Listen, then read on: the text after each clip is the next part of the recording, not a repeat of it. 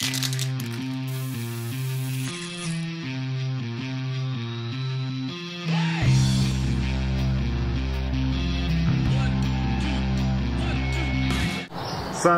I'm here with the location king and queen. Yeah, I wish. Who are you? I'm Alexa Andrzejewski, started Foodspotting. Yeah. And who are you? I am Dennis Crowley, one of the co-founders of Foursquare. Yeah. And so where do we start here? Foursquare is just white hot right now. Look, the location in general is white hot.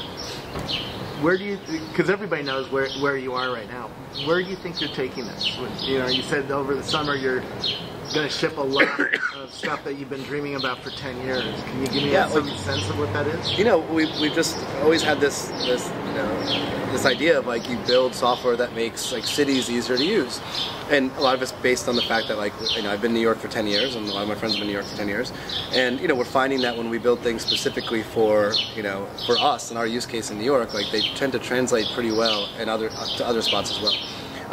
So you know, I don't know, like, we've got this product that is great at letting you know where your friends are, and it lets you know about places that are nearby, but we should do more in terms of like recommendations. Like, we're finding that, you know, game mechanics are fairly successful at encouraging people to actually do things that they haven't done, or maybe be more adventurous than they normally would be. And I think, you know, there's still a lot of opportunity there to make these things, you know, really just make things that change the way that people experience their everyday lives. Yeah. I think that's really inspiring, because Foodspotting was actually started for similar motivations, because I realized how many foods people never even hear about in the US. When you think of Japanese food, you think of sushi. And you know, it was really about, like, you know, how can I get people to try new things and not always eat the same old stuff at a restaurant, and, you know, actually know what's good there, and to kind of encourage that more adventurous eating. And yeah, I feel like I'm being interrupted by Twitter here because of all the tweeting. Yeah. Twitter's not happy about it. There's all these birds. Right. Ed Williams in the corner with a remote control, like birds. Awesome. And so tell me what Foodspotting is, because I think this will lend into an interesting conversation back and forth. Yeah, so Foodspotting is a food recommendations website and app. Recommending food is as easy. All you do is you take a picture, you say what it was and where you found it, we match it up with our place database, and then you can share that picture. But basically, when you turn on the phone, then you can actually see the good foods that are nearby. Yeah. And then when you're at a specific restaurant, so if you tap in here, like the Boiler Room next door is apparently really good, it'll show you what's been recommended the most there. So it's just basically super simple food recommendations and visual, because that's really how people make decisions. It's more like having a bakery window you can look in everywhere, like being able to see through. It's like food X-ray vision everywhere you go. Yeah, That's cool, right? I love the pictures, and I love just scrolling through them and finding like a good sushi place or a good steak place just based on picture, right? Yeah, and the thing that's different about it is you can actually search for a specific food too. So if you're looking for the best filet mignon in Omaha, you can use Foodspotting to find that. We found out that's Omaha Steaks. Might be the most spotted. Brought to you by. Brought to you by Omaha Steaks. What do you think? Because your service is about telling people where you are and finding like text tips and stuff like that. You haven't used yet photography to present, you know, different experiences. What do you think about that? And do you think you're going to move that way? Yeah, I mean, ultimately, like, I think we're both just about sharing experiences, and like, it was easier for us to share experiences with text than it was with photos. You know, that's something we'll do eventually. Like, users ask for it all the time. It's one of the most requested features, and we'll do it. It's just like, you know, it can be a scaling nightmare. Yeah. Like, it gets real expensive to store the photos. It's really expensive to serve them up. Rackspace can help you out with it. It's sponsored by Rackspace. This whole show is sponsored by Rackspace. So, no, it's one of those things we do. We just have to make sure we get it right. Yeah. You know? So. And I think, I mean, for us, what we're hoping, of course, is, you know, we want to post our tips out to Foursquare and post the pictures out to Flickr. And I mean, for us, you know, being a more focused service, you know, for us, it's important to integrate with everything that's out there in people's lives already. You know, it was basically built on a behavior we saw people already doing, which was taking pictures of their food and posting them on Twitter. And you know, just continuing to be integrated with people, things people are already doing is really important to us. So. Tell me some of the stats, because in the hallway you were telling me that Tokyo is about to become the #1 city on Foursquare. It's funny, like we you know, I got to go back and double check some of these numbers. Like, some of these these are things that, like, Harry shouts out in the middle of the day, like, oh my God, you know, Tokyo has, you know, more check-ins, you know, per whatever than New York does. But it's weird. It's like a different thing. It's a different thing every day. Like there was all these swarm badges going off in Indonesia, and it's like, what's happening in Indonesia that we need to be knowing about? And we see like weird pockets of Foursquare activity, just like, in Buenos Aires and Kuala Lumpur, and it's like we don't really have any way of like really tracking it. Like we don't have good internal tools for measuring, what are the most popular cities. Like we should have this stuff, we just don't. But the thing is, like the service is just growing and growing. Like we're consistently doing, even like on Monday we'll do 500,000 check-ins a day. And then on the weekends, like, we'll break 600, 700 sometimes. It's just like, it's tough to keep up with, right? So you collect all these data points about like, Sorry, my camera went off. So we're talking about the difference between a place like a restaurant and a place like an event like across the street. Yeah. And how can you show heat maps and show differences and stuff like that? Yeah, I think one of the big challenges for us, and one of the things like we're excited about doing, is we get all this great data from users. So, like it's really like how people are moving around in physical space. And so, we do this with the swarm badges, and we do this with trending. It's like we know something hot is going on in the corner, but we don't really have a good way of knowing, like, is it a conference? Is it a concert? Is it a happy hour? Or is it a birthday party?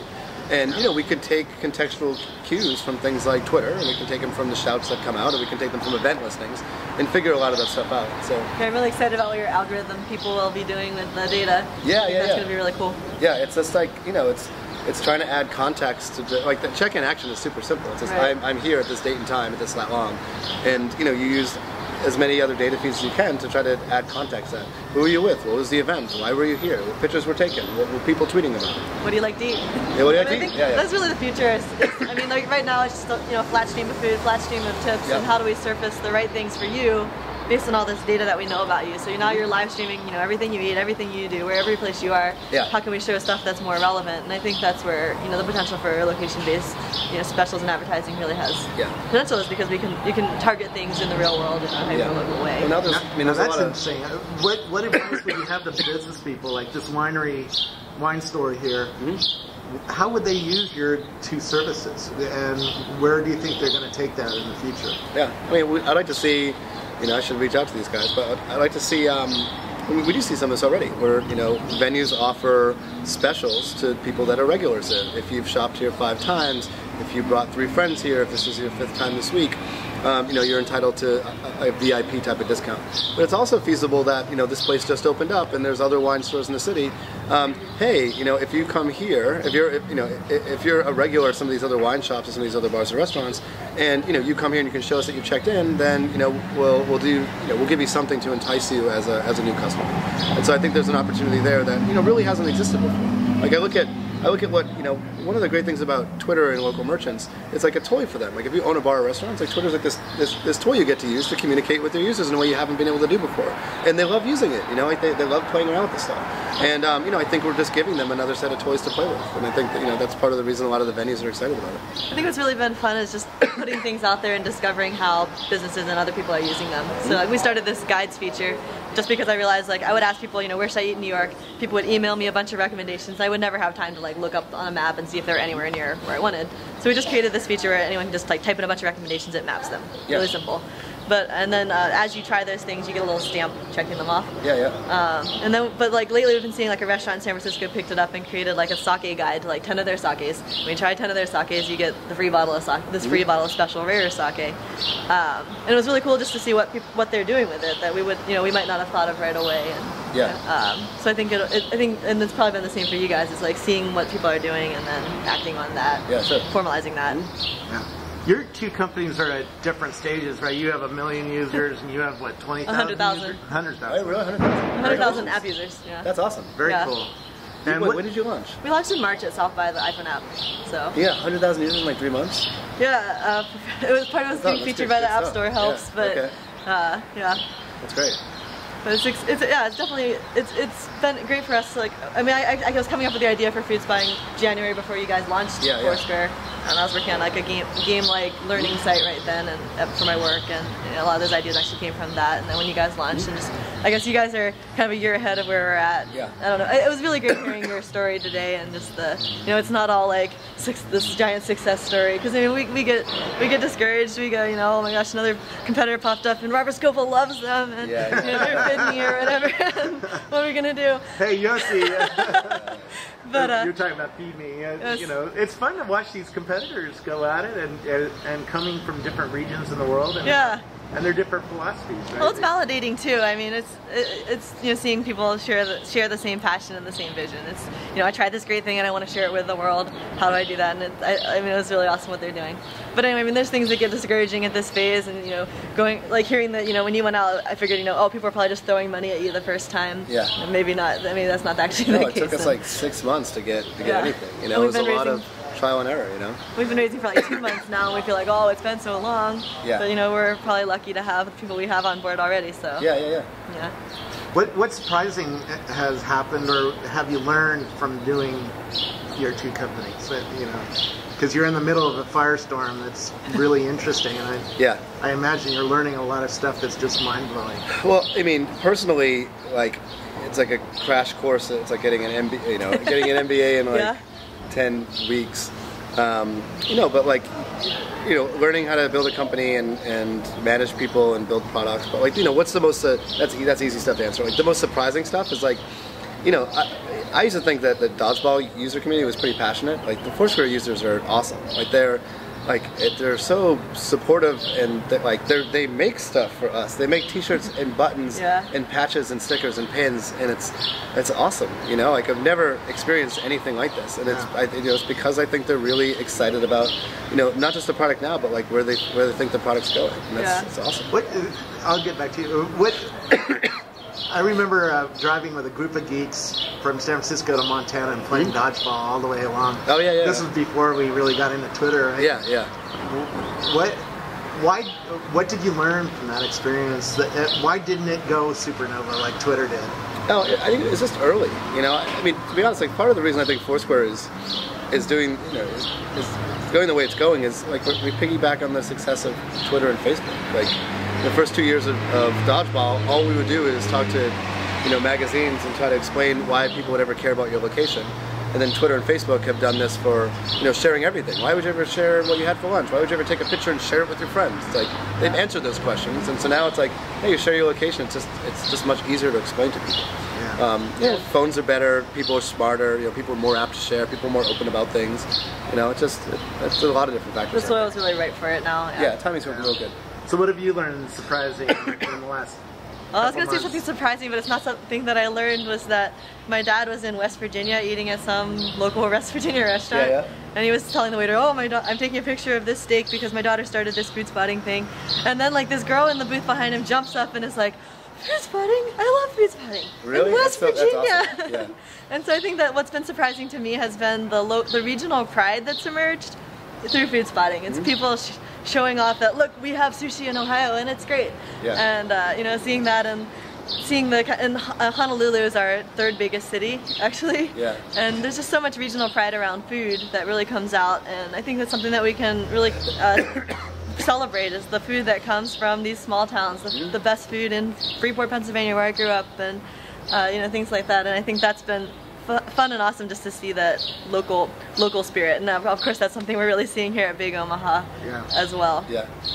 One thing that I keep talking about, malleable social graphs, the reason I keep talking about that is on Yelp there's a problem, and I have I'm an advanced sushi eater. I've eaten sushi in Japan, New York, all over the world, and so I'm at the top level. Well, one of my favorite restaurants in San Mateo has a lot of 4-star ratings from people like me, but has a few 1-star ratings because they don't do good California, Americanized sushi, like California rolls or teppanyaki, stuff that normal people can eat.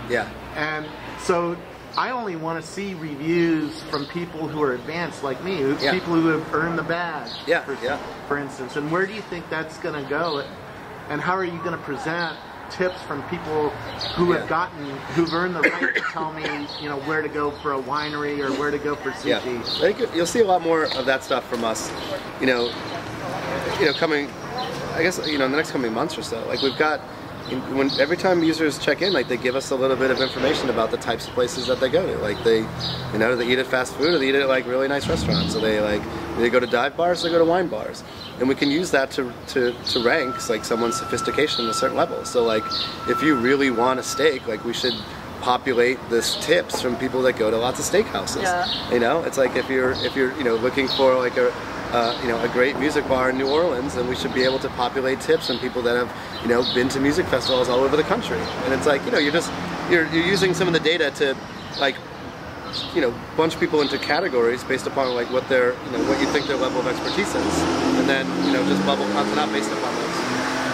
Yeah, I think bubble that up, yeah. Yeah, and we thought about that really explicitly because we were kind of going against the Yelp model and trying to really think how can we build a better rating system.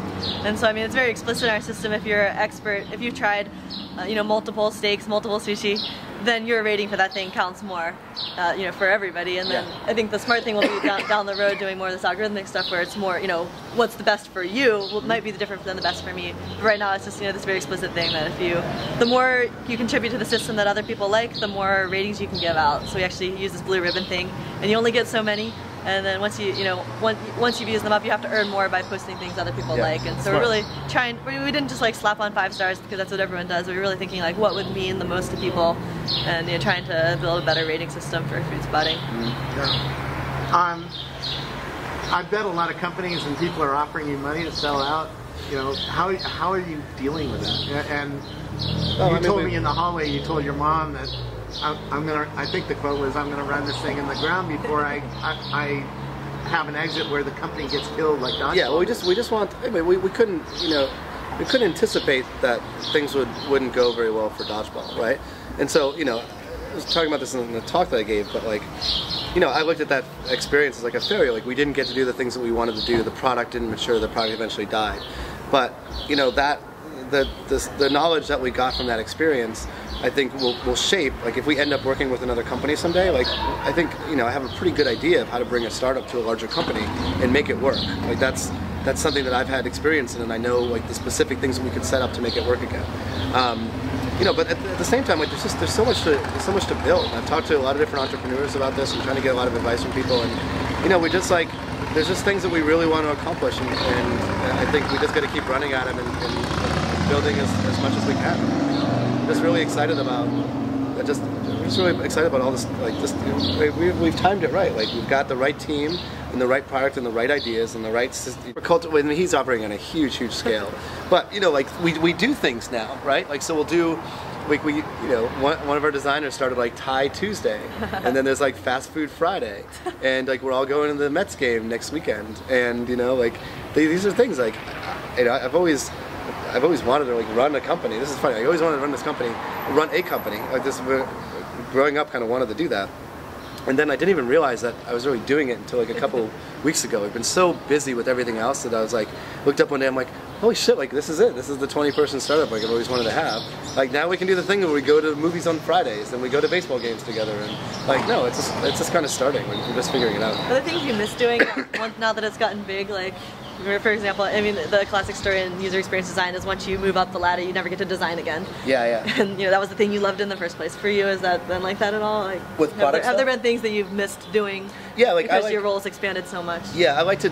I'm a product guy. I want to be the product guy. That's what I want to do.